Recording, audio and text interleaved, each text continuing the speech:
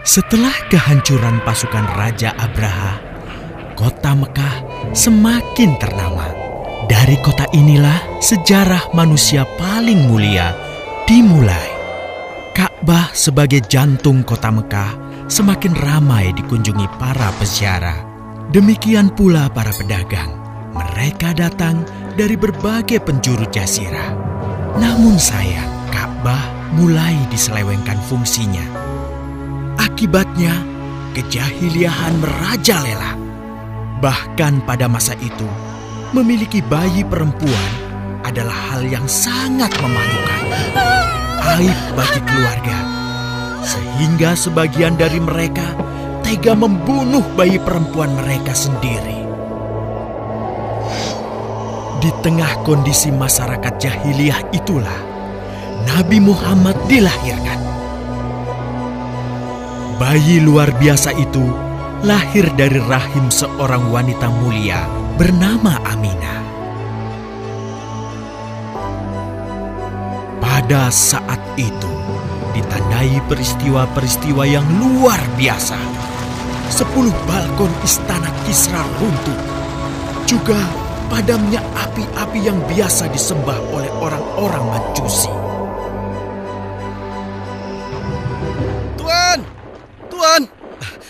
Tuan Abdul Muthalib, ada kabar gembira. Kabar gembira? Kabar gembira? Kabar gembira apa? Tuan, cucu Anda telah lahir. Benarkah? Laki-laki atau perempuan? Laki-laki, Tuan. Subhanallah, Alhamdulillah, Allahu Akbar. Kalau begitu aku ingin segera melihatnya. Mari, Tuan. Setelah mendengar itu, Abdul Muthalib bergegas menuju ke rumah Aminah.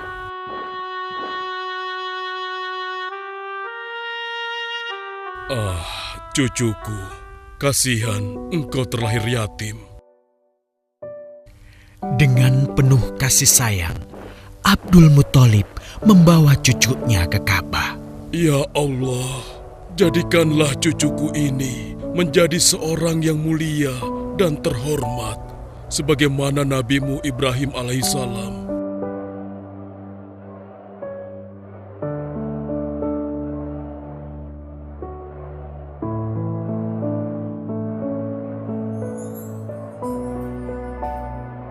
Siapa namanya, Ayah? Muhammad. Muhammad? Iya, aku akan menamainya Muhammad. Artinya yang terpuji. Kehadiran Muhammad kecil sungguh memberi kebahagiaan. Tidak hanya bagi keluarga Bani Hashim. Bahkan seluruh kabilah suku Quraisy menyambutnya dengan sukacita. Kemudian Abdul Muthalib mencarikan ibu susu bagi Muhammad kecil. Kita sudah berhari-hari mencari anak susuan, yang dari situ kita akan mendapatkan imbalan yang cukup. Namun hingga saat ini, belum juga kita dapatkan.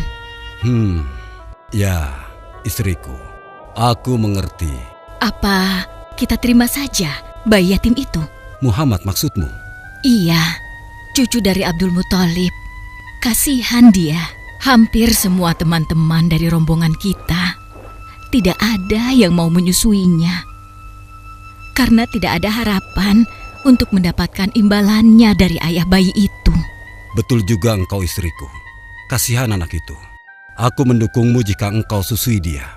Mudah-mudahan Allah memberikan keberkahan bagi kita. Halimah segera mendatangi Abdul Muthalib. Dia bersedia untuk menjadi ibu susu dan pengasuh bagi Muhammad kecil. Betapa gembira Abdul Muthalib mendengarnya. Halimah dari Bani Sa'ad itu akhirnya dipercaya Abdul Muthalib untuk mengasuh cucunya 2 tahun lamanya. Ayo istriku, kita berangkat sekarang. Sebentar lagi suamiku. Insya Allah kita berangkat sampai anak ini kenyang. Kalau begitu, aku lanjutkan berkemas-kemas dahulu. Hah?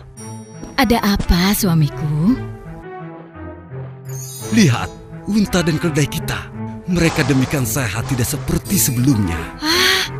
Subhanallah. Betul suamiku, tidak seperti kemarin. Demi Allah, kau tidak salah memilih istriku. Kau telah mengambil anak yang dipenuhi dengan barokah. Allah melimpahkan keberkahan atas Halimah dan suaminya. Mereka pulang ke kampung Bani Sa'ad dengan penuh rasa syukur. 2 tahun berlalu sudah.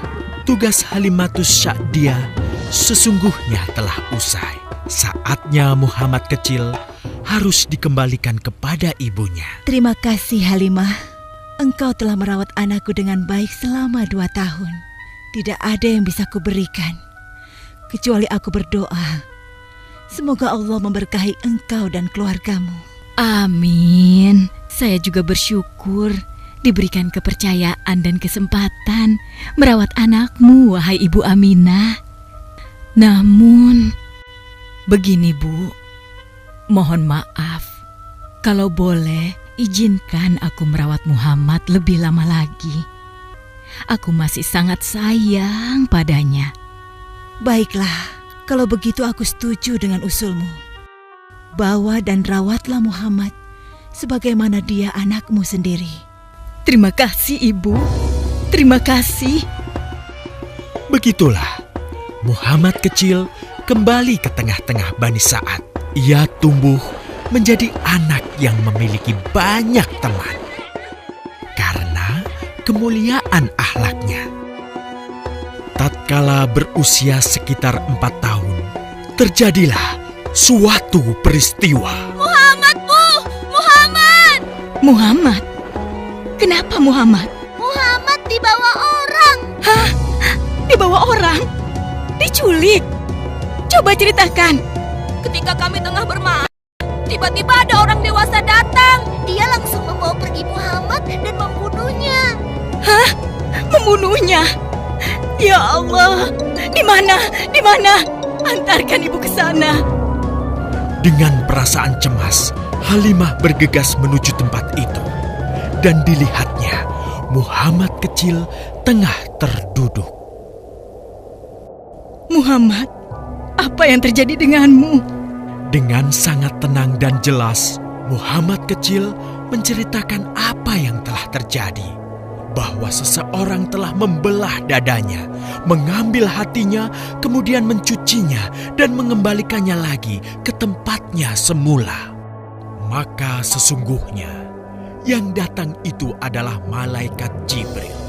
Dia ditugaskan Allah untuk mencuci hati Rasulullah sehingga bersih dari segala kecenderungan setan. Subhanallah, sungguh anak ini bukanlah anak sembarangan. Sebaiknya aku kembalikan saja kepada ibunya. Peristiwa itu membuat Halimah sangat khawatir. Maka bergegaslah Halimah mengembalikan Muhammad kecil kepada ibunya. Menginjak usia yang ke-6 tahun, Muhammad kecil diajak ibunya untuk berziarah ke makam ayahnya, Abdullah di Yastrib. Dalam perjalanan pulang kembali ke kota Mekah, Aminah pun jatuh sakit. Dari hari ke hari, tubuhnya semakin melemah. Hingga di sebuah kota bernama Abwa, letaknya antara Mekah dan Yastrib, Aminah meninggal di sana. Dan Muhammad kecil pun menjadi seorang anak yatim piatu.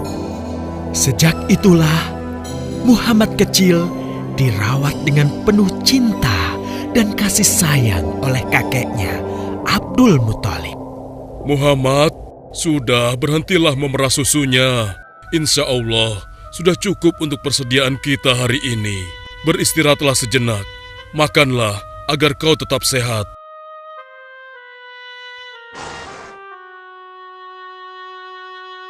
Ya Allah, betapa mulia akhlak cucuku ini. Namun, kasih sayang Abdul Muthalib tidak berlangsung lama. Saat usia Muhammad 8 tahun, Abdul Muthalib, kakeknya yang sangat menyayanginya itu, meninggal dunia. Kemudian, pengasuhan atas Muhammad pun beralih ke pamannya, Abu Thalib. Muhammad kecil tahu betul betapa sayangnya pamannya kepadanya. Di mana Muhammad? Ia tengah mengembalakan kambing milik salah seorang penduduk Mekah, suamiku. Sejak kapan dia keluar rumah? Sekitar waktu subuh tadi.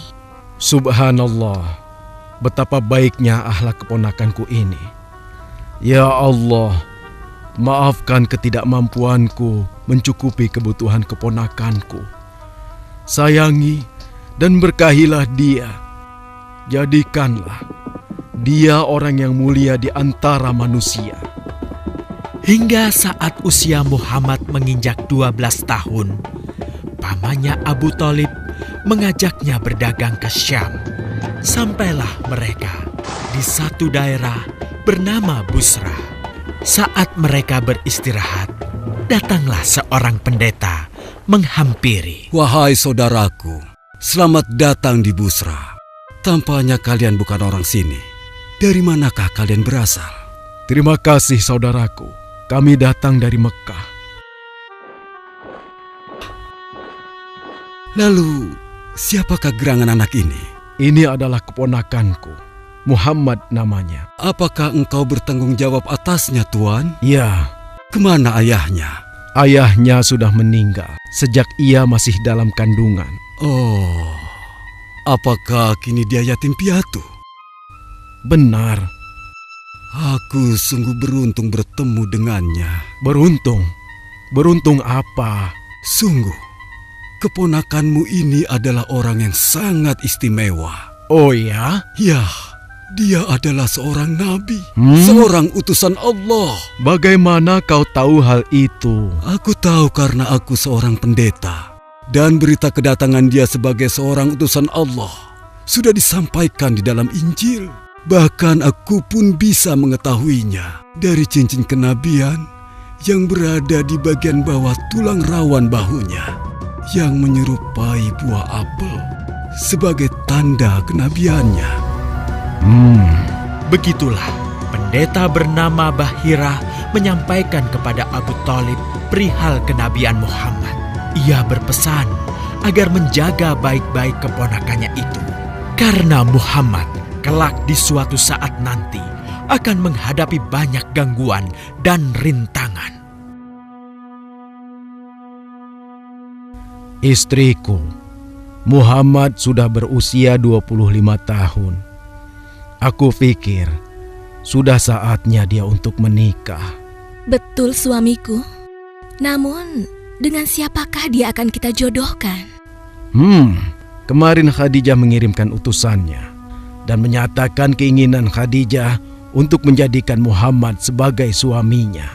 Hah? Khadijah? Khadijah yang mulia itu? Betul istriku, Khadijah yang selama ini mempercayakan barang perniagaannya kepada Muhammad. Kenapa dia memilih Muhammad? Ya, Khadijah mengagumi kejujuran dan kebaikan akhlak Muhammad.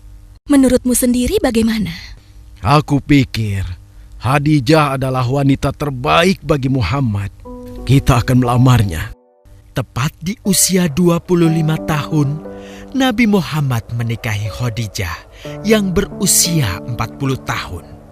Dari pernikahan itu, mereka dikaruniai Allah 6 orang anak. 2 laki-laki adalah Al-Qasim dan Abdullah. Sedangkan putrinya adalah Zainab, Ruqayyah, Ummu Kulsum, dan Fatimah. Namun, kedua putranya itu telah meninggal semenjak mereka kecil. Suatu ketika, terjadilah banjir besar di kota Mekah. Kabilah-kabilah di kota Mekah pun bergotong royong membangun kembali Ka'bah. Setelah pembangunannya selesai, terjadilah perselisihan antara pemuka kabilah tentang siapakah yang paling pantas meletakkan Hajar Aswad di Ka'bah. Abu Thalib, apa yang harus kita lakukan? Kita sudah bicarakan hal ini selama 5 hari, namun tidak ada titik temu. Aku khawatir akan terjadi pertumpahan darah. Sudah, begini saja. Kita sepakati bahwa masalah ini kita serahkan kepada takdir terbaik. Lihat pintu masuk Ka'bah itu. Siapapun yang pertama kali akan melewati pintu itu, dan siapapun dia, kita tidak boleh menolaknya. Setuju? Aku juga setuju. Baiklah, aku setuju. Aku juga setuju. Baiklah, kita perhatikan bersama. Tidak lama setelah kesepakatan itu, atas izin Allah, Nabi Muhammad menjadi orang pertama yang memasuki pintu menuju Ka'bah. Alhamdulillah, segala puji bagi Allah. Ternyata Muhammad, dan memang dia adalah orang yang tidak pernah kita temui ada celah. Betul? Betul. Betul. Ya, betul. Nabi Muhammad pun menerima kepercayaan itu. Dengan kebijaksanaannya, Nabi Muhammad meminta sehelai kain, lalu meletakkan Hajar Aswad di atasnya. Nabi Muhammad mempersilahkan seluruh pemuka kabilah untuk memegang ujung-ujungnya dan mengangkatnya secara bersama-sama. Setelah sampai pada sudut Ka'bah, giliran Nabi Muhammad meletakkan Hajar Aswad di tempatnya semula. Terhindarlah perpecahan di kota Mekah. Meskipun demikian, kegelisahan masih terus menggelayuti hati Nabi Muhammad. Kejahiliahan ada di mana-mana. Kezaliman dan kemaksiatan terus berlangsung. Ia tak habis pikir. Nabi Muhammad mulai merenung dan menyendiri untuk menghindar dari perilaku jahiliyah. Nabi Muhammad memilih tempat di sebuah goa di atas bukit sekitar Mekah. Goa Hiro. Dari mulut goa itulah Nabi Muhammad bisa memandangi kota Mekah yang dicintainya dengan pandangan yang lebih luas. Hingga suatu ketika, sesuatu yang tidak pernah terbayangkan sebelumnya terjadi. Tiba-tiba, goa itu menjadi terang benderang. Kemanapun arah mata melihat, di sanalah cahaya itu ada. Itulah malaikat Jibril. Jibril berkata, "Bacalah." Dengan gemetar, Nabi Muhammad berkata, "Aku tidak bisa membaca." Malaikat Jibril lantas merangkul Nabi Muhammad SAW dengan kuat hingga nafas beliau sesak. Seraya berkata lagi, "Bacalah."